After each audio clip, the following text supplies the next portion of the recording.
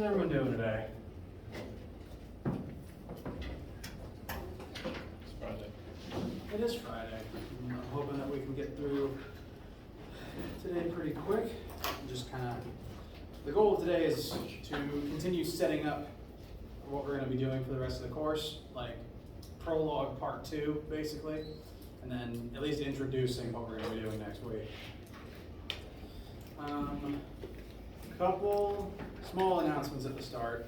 Brightspace is still being worked on. A lot of students have been added, so hopefully most of you should be able to see all the course information now. One or two sections still need to be added, and I had at least one student who apparently got taken out, so I still have to be in communication with IT on that. So if you're not currently able to see the right Brightspace room, you'll have access soon. Apologies for the inconvenience.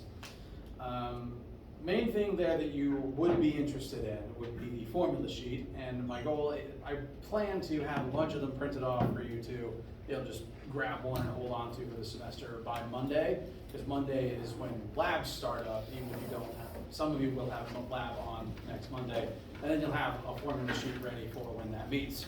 Now, lab next week is just going to be an algebra review activity together, like group work together, dusting off the cobwebs, making sure that literally all of the types of algebraic operations we're going to be using this semester are things that you've seen and things that you've reviewed before we have to start using them.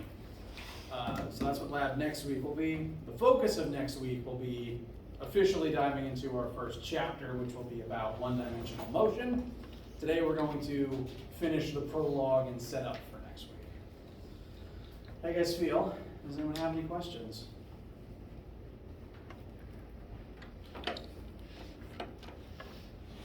All right, well, please interrupt me with any possible question that pops into your head. Let's get started and then head on to our weekend.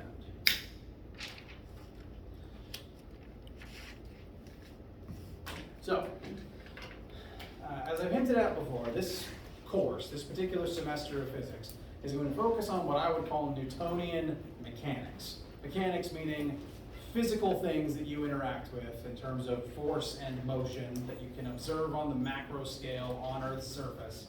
And Newtonian meaning mostly we'll be working with the formulas devised by Isaac Newton and derived from his work. I'll talk kind of more about what that means shortly.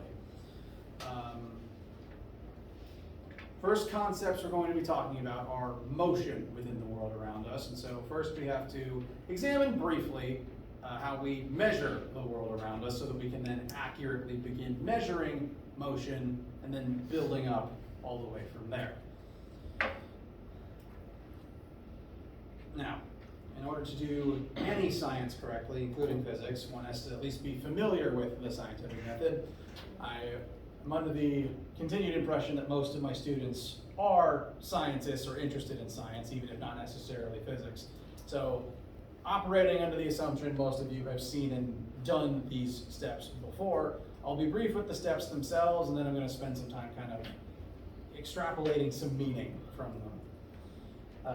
Scientific method are the steps you have to undertake in order to do literally any form of science, not just physics. First, you make an observation and ask a question about it. Rather famously, why did that apple fall on my head? You perform research to see if there's already an answer to your question. And frankly, we're really good at that these days because you can Google anything, and that's technically research, so everyone's a scientist in a way. Forming a hypothesis, trying to explain what your observation, try to explain why something happened if there isn't already an answer for it. And hypotheses are really just ideas, because any idea can be an attempt to explain something, even if it's a really bad idea. For example, one of early humans' first ideas as to why the sky is blue, and linked to also why it rains, is because they thought the whole world is sealed inside of a bubble, and the sky is blue because there's water on the outside of that bubble, and when it rains, the bubble is leaking. It's not a great hypothesis, but it did serve to explain a few things. Again, sky's blue, it rains. Again, it wasn't great or totally accurate, but it was their best idea at the time, and it served them until we got better science and better data to help us make better hypotheses. Once you have your hypothesis, you collect data, perform the experiment, see if it's good or not, and secretly, this is the most important part. It's actually not a secret, it should be public knowledge. It should be shouted from the rooftops. This is the important part, because the data is the important part. The data is the fact that we have to then base everything else around. If you don't have data, you cannot proceed from there. No hypothesis can move past that stage if you don't have data to support it, which means some hypotheses that can't be tested can't ever make it out of the hypothesis stage. Once you have your data, if it supports your hypothesis, great. Keep checking to make sure. If it doesn't, you have to remake your hypothesis. If your hypothesis is good, you tell people about it. If a bunch of people agree with you, it becomes a theory. And then if it goes unchallenged for a few centuries, it becomes a law. Now there's an interesting quirk with the scientific method, and I'm going to talk about it by working backwards. We go back through the steps. We're starting at laws real quick. Scientific method ends on a law. If something is held to be true by most scientists for a very long period of time, if it goes untested, unchallenged rather, and all the data supports it, we call that a law.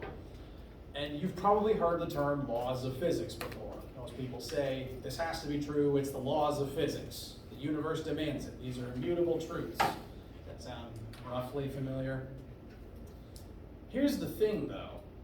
Laws, every law of science that humans write down and talk about, was previously a theory of science. And every single theory, if you keep working backwards, was at some point a hypothesis. And all hypotheses are just ideas had by humans. Humans invented the laws of physics. And that's because the laws of physics aren't the immutable truth of the universe. They're our best guess at explaining the immutable truths of the universe, if there even are immutable truths. The universe exists. We've observed it, we have data, we can assume it will continue existing, and we assume it's going to keep operating up to our expectations for the indefinite future. The universe is not physics. Physics is the study of the universe, and other sciences are the study of specific parts of the universe. That means that physics and all of science was invented by humans. Physics, all of science, is a human practice. We invented science to study the universe, all of science. And that means that all of science, physics included, is flawed.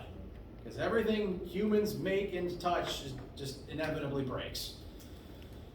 Science is flawed because it was made by flawed humans. And when we find out that our science is flawed, we have to go back to the hypothesis stage, collect more data to fix our mistakes.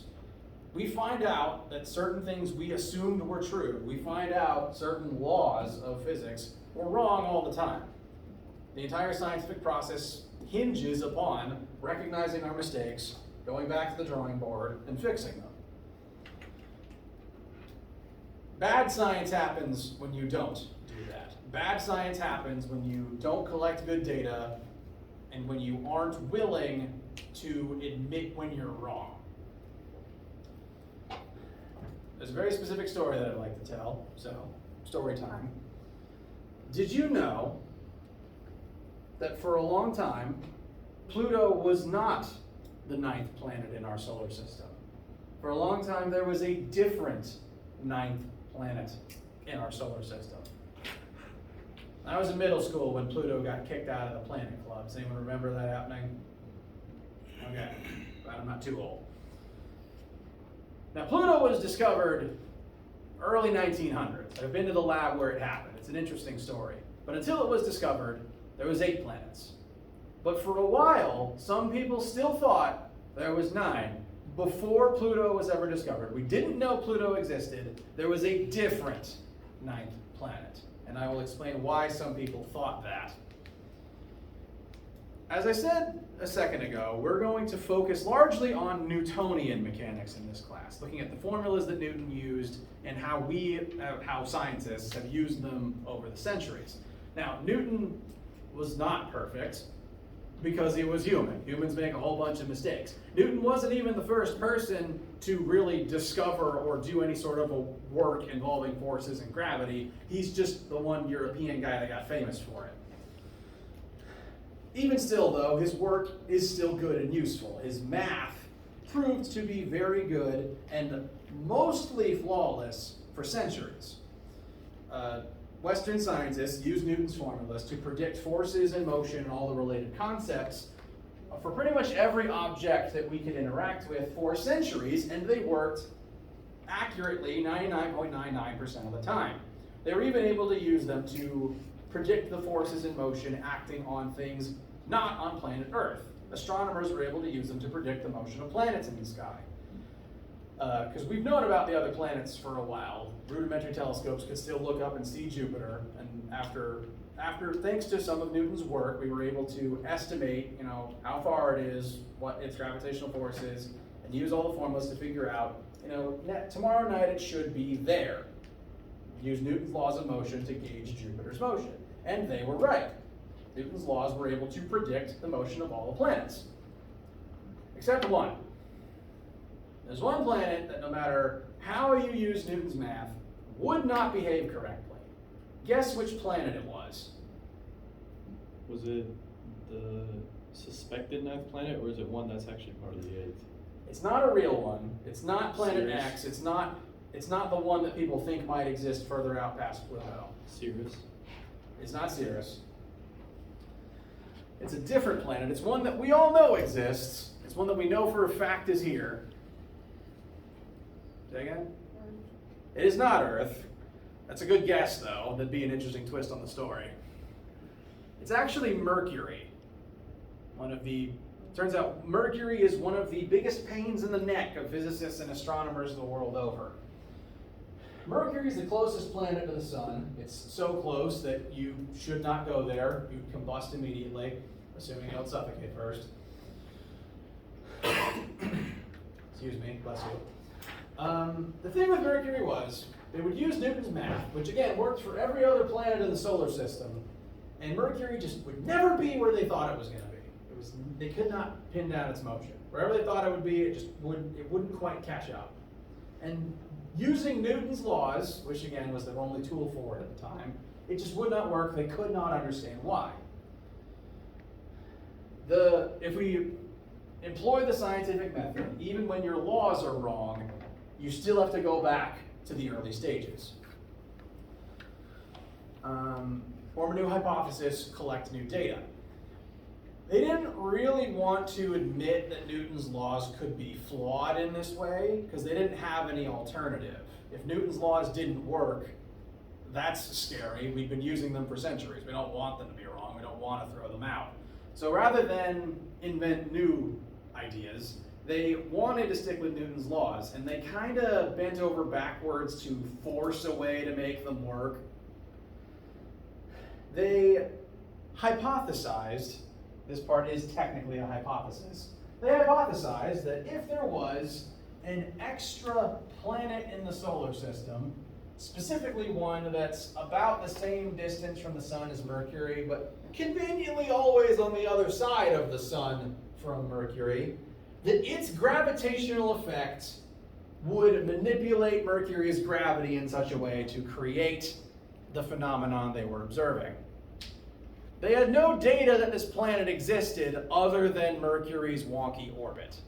All they knew for a fact, the only fact they had, is Mercury's orbit is weird, and their best hypothesis that they came up with without throwing out Newton's laws is there must be another planet whose gravity is messing up the orbit.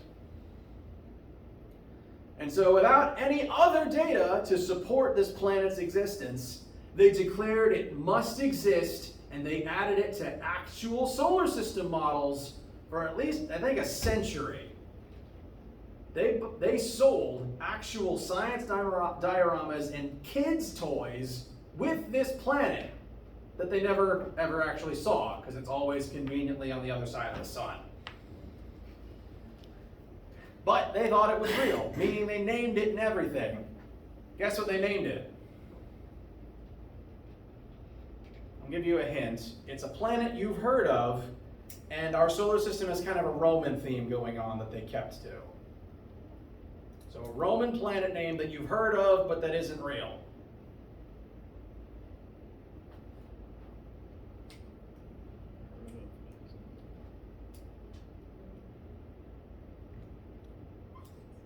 Any Star Trek fans in the audience? Vulcan, the Roman counterpart to Hephaestus. They named their mystery planet Vulcan.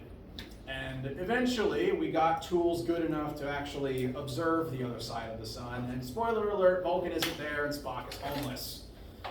But to homage this whole story, Gene Roddenberry did name Spock's homeworld after this fake planet. So, planet Vulcan's not actually real.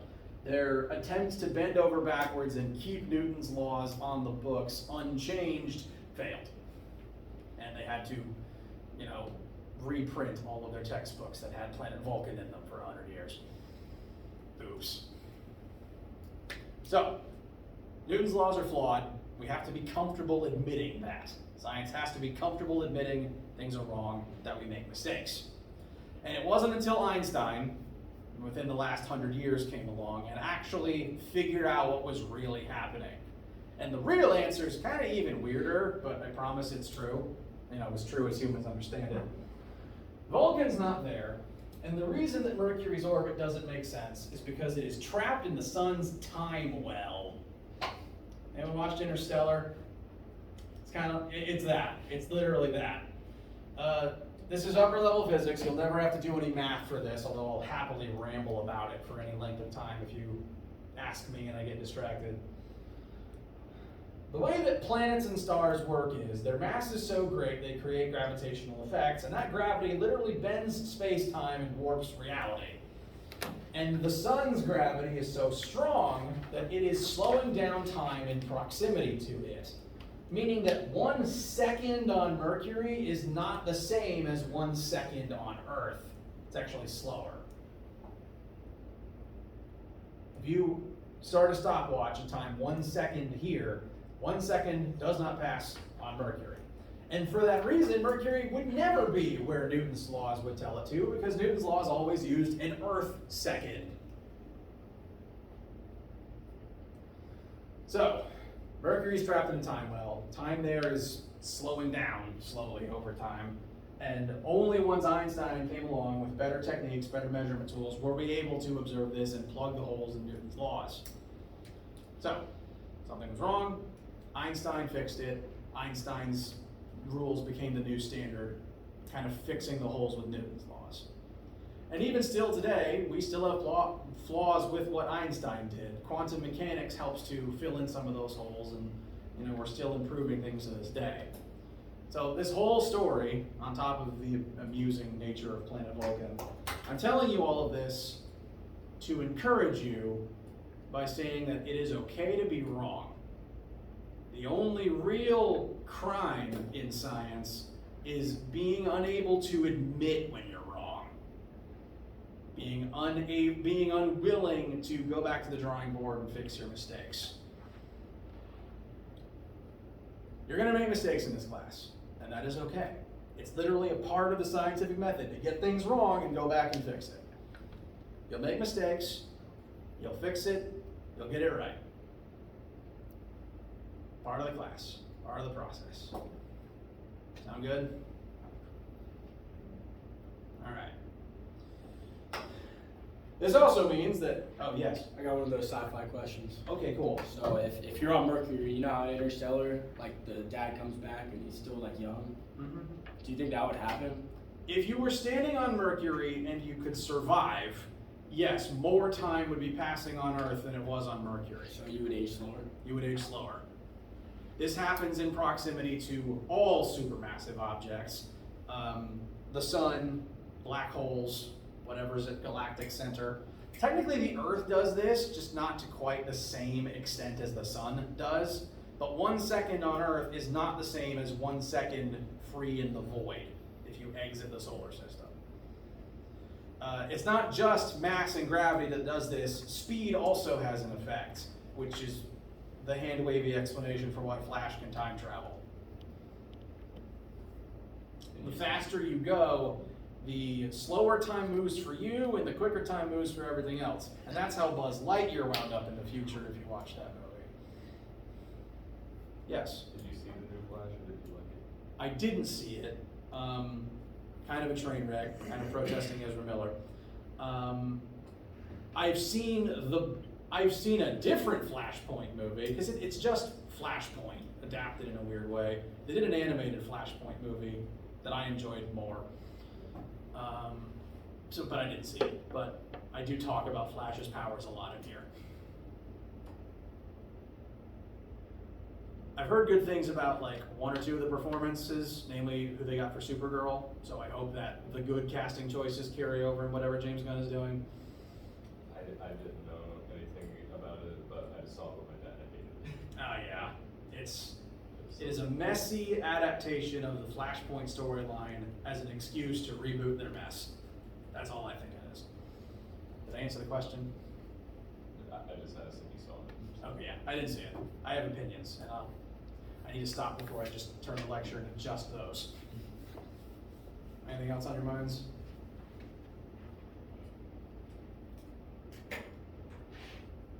All right. So, science gets things wrong. That is okay. The most important part of the method is the data. We need good data so that we can actually check our hypotheses and see what's actually going on in the universe. The laws of physics aren't facts, they're our best guess. The closest thing to fact in this entire process is the data. It's our best measurement of what's going on around us, and it's up to the human brain to try to interpret it. But in order to do that, we need good data. And to have good data, you need good measuring systems. So let's talk about measurement systems and the metric system. We're going to use metric in here. That includes the metric prefixes. For the most part, we're going to stick to kilo through milli, but occasionally other ones may come up. Giga and mega come up once or twice. Micro is also pretty popular, especially if you stick around for Physics 1510, because we talk about micro farads often enough. But as long as you can do kilo to milli pretty quickly in your head, that's the bulk of it. And I have lots of students who just write the old King Henry mnemonic, I almost forgot the word, on their formula sheet if you like to do the visual leapfrog-based method of converting. Yeah, write all over your formula sheet. It's a fine thing to have. Some people just do things visually. But kilo through milli are the main ones. Although, really, does anyone use hecto or deca unless you're just trying to be clever? Deci either. I never see deci. Real quick off the top of your heads, how many meters is in a kilometer? 1,000. How many meters are in a centimeter? 0.001. 0.01. 0.01. Milli is 0.001. So, as long as you can use this to leapfrog back and forth, you'll be okay with the prefixes. Scientific notation comes up there sometimes. If anyone has any questions, I'll happily help you guys out. I just find that most of my students are okay with this part. I'll also point out that the metric system comes with specific standardized units that metric tends to use. Those being meters for distance, liters for volume, and grams for mass. I will go ahead and point out, though, interesting quirk. Physicists design our formulas and our constants to work around certain base units. If a formula ever asks you for distance, odds are it's going to want it in meters. If a formula ever wants time from you, it's going to want it in seconds. But if I give you a formula that asks for mass, physicists actually prefer kilograms to grams. Bless you. So grams is the base unit, but all the formulas I'm gonna give you are calibrated for kilograms. Sorry if you're a chemist who works in small quantities. The best thing I can say as an official reason for this is physics tends to work with bigger objects, you know, planets and cars and things like that, like the motion of larger objects. And so kilograms allows, as a bigger unit, allows us to keep the numbers smaller. We'll come to that. We'll talk more about that as we get to it. Question? Was that a question? Okay. It's a weird thing that happens if you teach for any length of time. Any hand twitch triggers like question, squirrel, squirrel. So I Pavlovian trained myself by accident. Second to metric conversions though, there's also unit to unit conversions that we're gonna need to do. And these are important because if you don't do these right, you can crash $1 million probe onto the surface of Mars. Someone on a NASA team was working in metric and a different person was working in imperial. They didn't have a conversation, and as a result, the probe thought it was here when it was here. Shoot, deployed too late, slam, $1 million we never get back. So, check your units, and we're gonna make sure we do our conversions correctly as well. Since we like metric in here, we're gonna have to convert from imperial into metric often enough. And main thing I want to do right now is just show you the way that I write out my conversions, since I'm going to be the one writing on the board, you're going to be looking at it. You do not have to use my conversion tactic, I just want to make sure I have shown you and that it makes sense to you. However you do your own work is completely up to you. Just want to show you the way that I do it. Does NASA not just have like a rule that you use imperial or metric, that everyone does that? They do, but sometimes new hires are stubborn, or old hires who are very stuck in their ways. Or sometimes they they get data from other scientists who may have recorded it in imperial and may have wrote down meters instead. I don't know, a lot of those details are not public knowledge. I just know that a piece of hardware crashed for this reason. One of my grad school, wow, I forgot how to say grad school for a second there. One of my grad school professors works at NASA, works with them at least, and told me about that. And yeah, we're literally never getting that money back. So, we do our conversions so that we don't lose millions of dollars on Mars. All right, so quick sample conversion to just demonstrate the way that I do it. How many seconds are in one day? I've written out here all the conversion factors that are going to be handy here. Seconds to minutes, minutes to hours, hours to days. So these are all equivalencies. The two halves mean the same thing, they're just in different units. But the two halves are the same thing, and I'm going to take advantage of that fact. When I do conversions, I like to start by writing out the unit I'm starting in, the one that I'm given, so that I can eventually get it to where I want to go. And the tactic I use has been alternatively called chain link style, fence post style, and railroad style.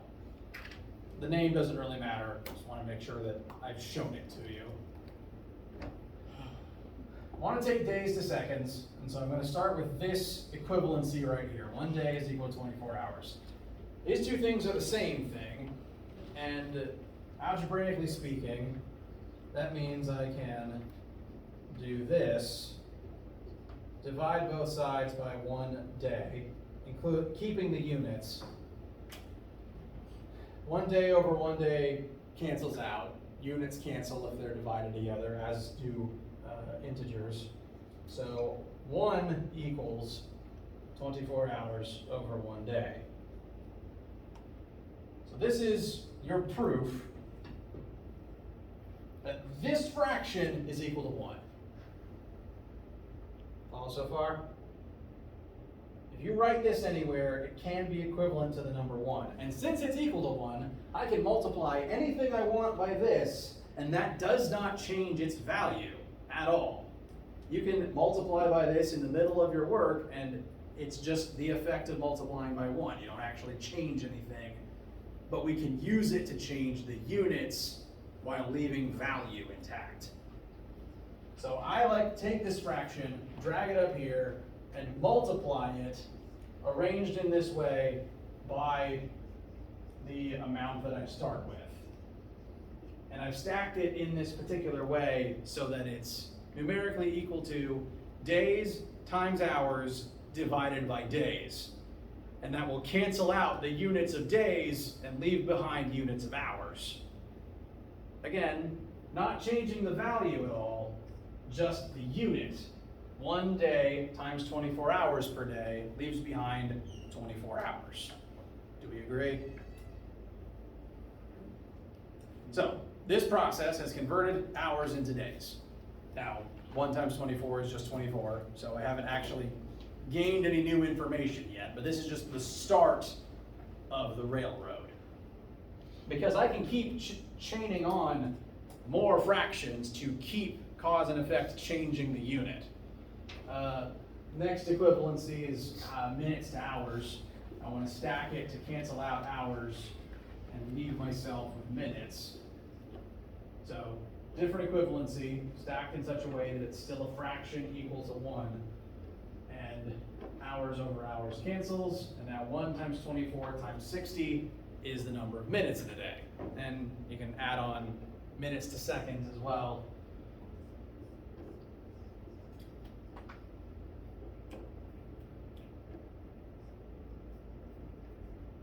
And end up at seconds per day, which you may have already known depending on your music taste. 86,400. So this is the method I like to use, and the fraction after fraction is where the names come from. It kind of looks like a series of fence posts. It's kind of like you're building up chain links or railroad tracks. Again, you don't have to use this for your own conversions, but you're going to be seeing me using it, so I wanted to address it. Now here, questions so far, just to make sure? All right. Now here, all we really did is just multiply a series of numbers by each other. I find this method to be slightly more useful in the cases of multi-part unit conversions.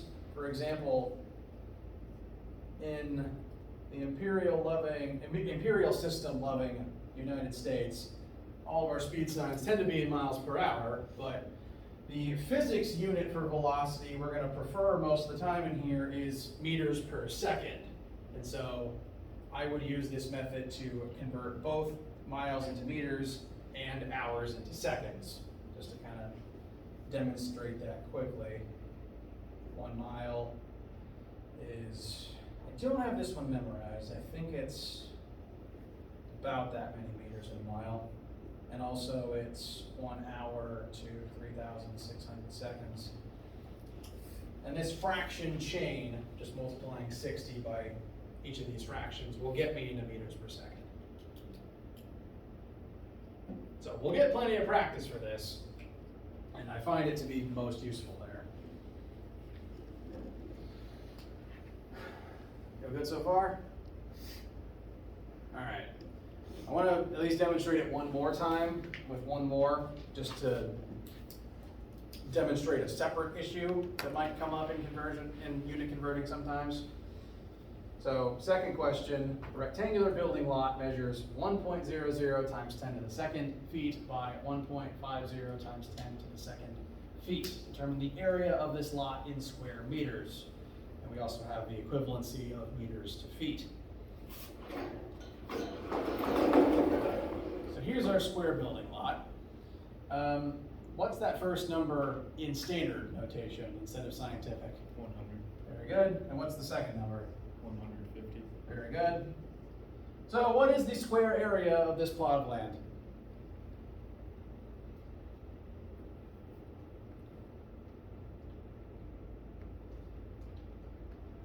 15,000.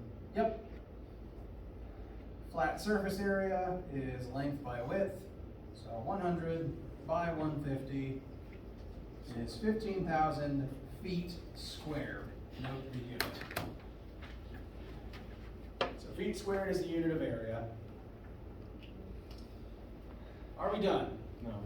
No, it's physics. We want it in metric, of course. So we want meters squared. So I'm just going to drag that number over here and do one more of these things.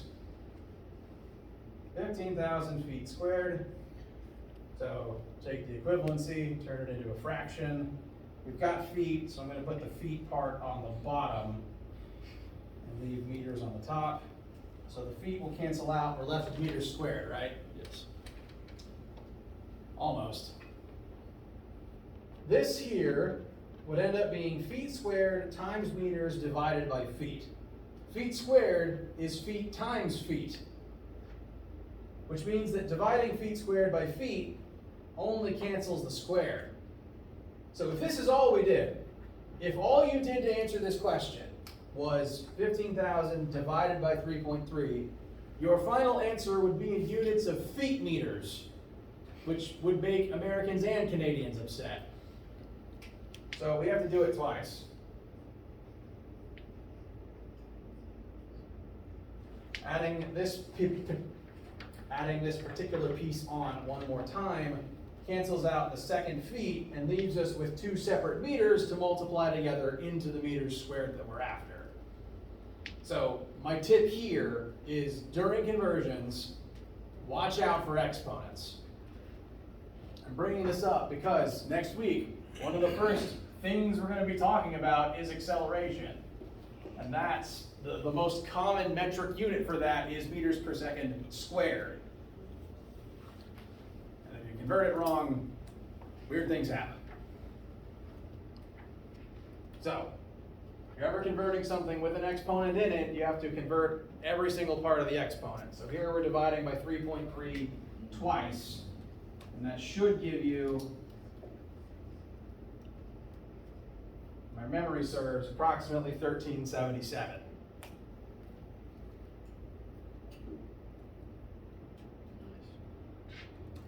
Questions, concerns, inquiries, haiku?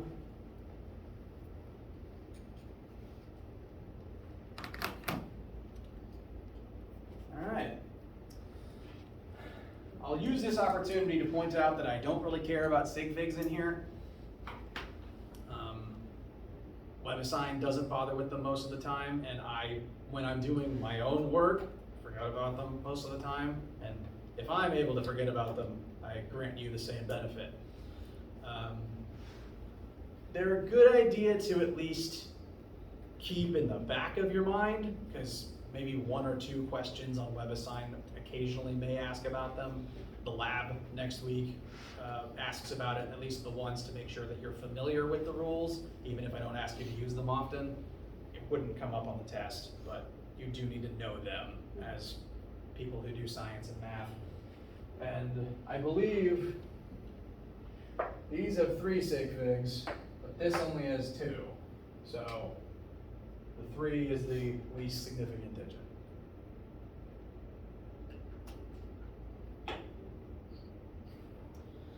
How do you guys feel? Yeah. Yeah. How did that make the 3 the least significant digit? So we started by multiplying 2 things together that have 3 sig figs. Yeah. So that would put this 0 as the least significant in this number. But then we divided it by 2 numbers with only 2 sig figs.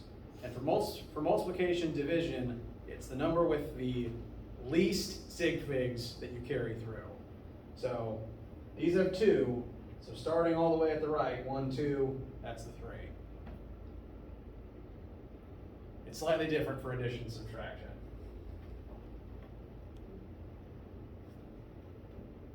I think I got it. Okay. So like, And again, I don't expect you to do this for, this is not something you have to do regularly for me. Like, one question every blue moon might ask about it, and it's one we'd be like doing together in lab or something. so would that make 1300 like an acceptable answer to that? Yes. Okay. I usually keep the digits anyway and just write that line over it if I'm ever doing work where I do have to note them. But it means that officially the 13 is, the 3 is like the thing that we know, the last digit we know for absolute certain.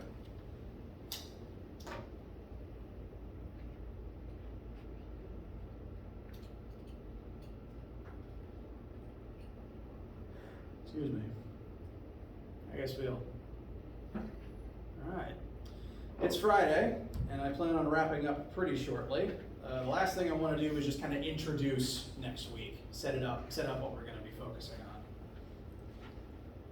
on. I mentioned already that the first concept we're going to be addressing is motion. Because we're going to focus primarily on motion and force in this semester. We're beginning with motion so that we can understand how the objects around us move, so that we can then understand how force causes things to move. So beginning with motion, the universe we live in is three-dimensional in nature, as far as our science understands it, and as far as the human mind can perceive it.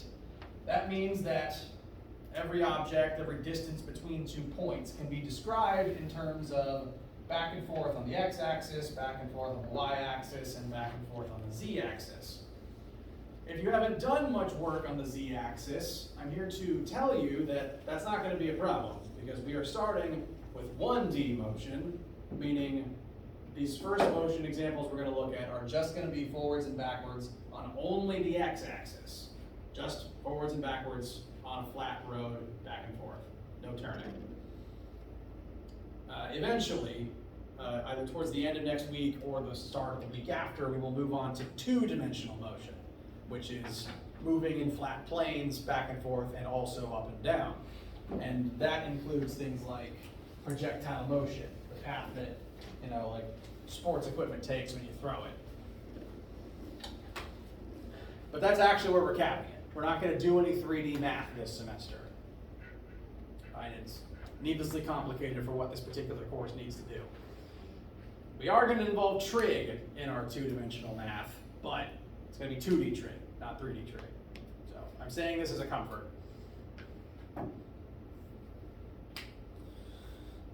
So starting next week with 1-dimensional motion, first variables we're going to be working with, the things that we're measuring and calculating, are going to be displacement, velocity, and acceleration. I hope these are terms you've at least dealt with before. We're going to talk about their relationships, the formulas that relate all of them, and also why all 3 of these things are vectors. So welcome back to vector math. Insert Despicable Me reference here.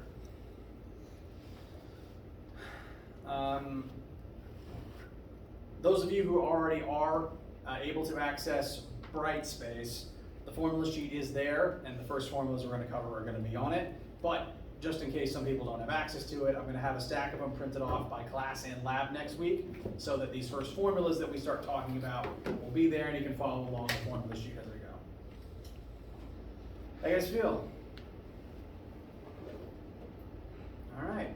Any questions, random thoughts before we break for the weekend? All right, let me know if you guys need anything, and happy first Friday back. Enjoy your lunch. Hey.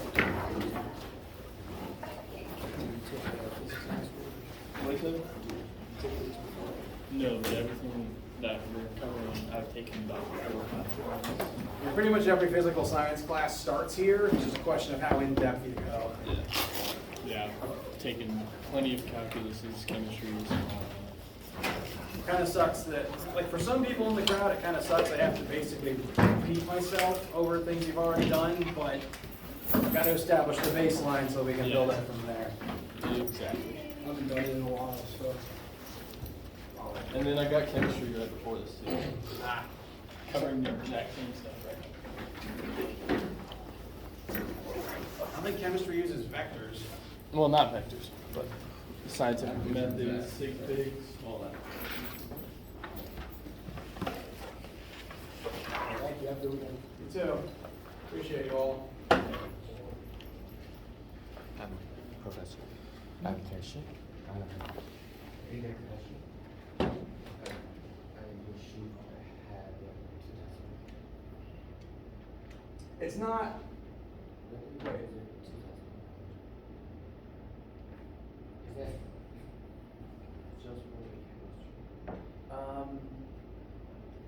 is not of the utmost importance for this class. Like on the 3.3, we know the 3 for certain and we don't have any data past it. If you wanted to, you could add on a 0, but it doesn't change how the math works. So it will work there and it will be okay. 177.7 times 10. Oh, hold on, that might be what you're asking about. Yeah, this number in scientific notation would look like this. That it should be. Yes, if these are the same thing, this is Yeah, just yeah. scientific notation. But it has two decimal. Correct. One. Oh, I Is it see. 1 or 2? Is it 1? Well,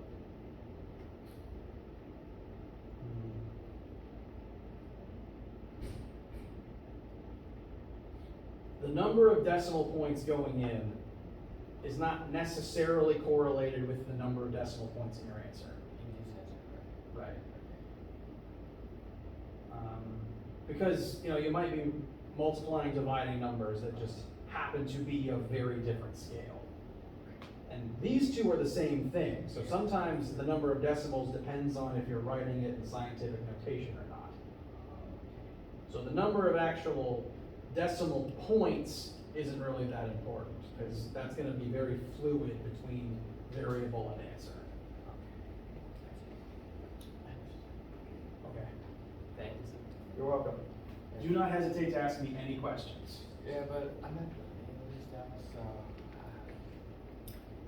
I couldn't classify It's okay if you don't want to ask in the middle of lecture. Yeah. Like, you can, I take questions via email, you can ask me after class. I want to make sure that you have everything you need for this class. Thank you, sir. You're welcome. Have a great day. You